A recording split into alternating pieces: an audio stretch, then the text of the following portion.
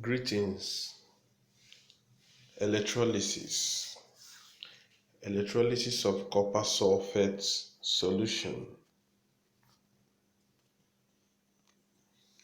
Electrolysis of copper sulfate solution can be achieved by immersing two copper electrodes in the copper sulfate solution. Current is passed through the copper sulfate electrolyte. After some time, the part of the that is immersed in the solution is observed to have a fresh coating of copper.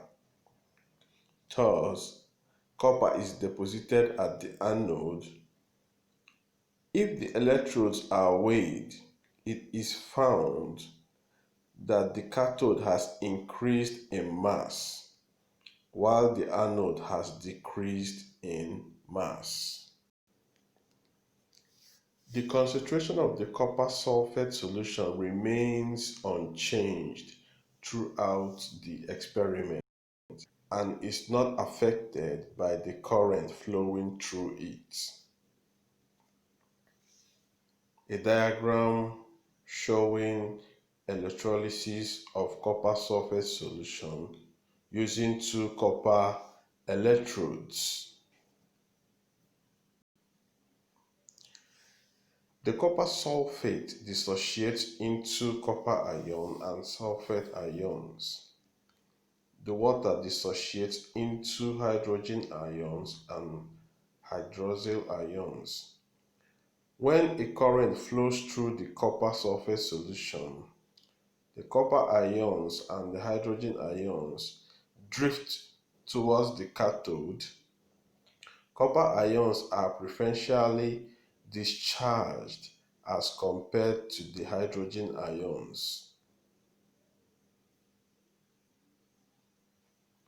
We can conclude that the anode loses copper and the same mass of copper is deposited at the cathode. The concentration of the copper sulfate solution is not affected during the experiment. If the electrolysis is performed using a platinum cathode and a carbon anode instead of copper electrodes, copper will still be deposited at the platinum cathode.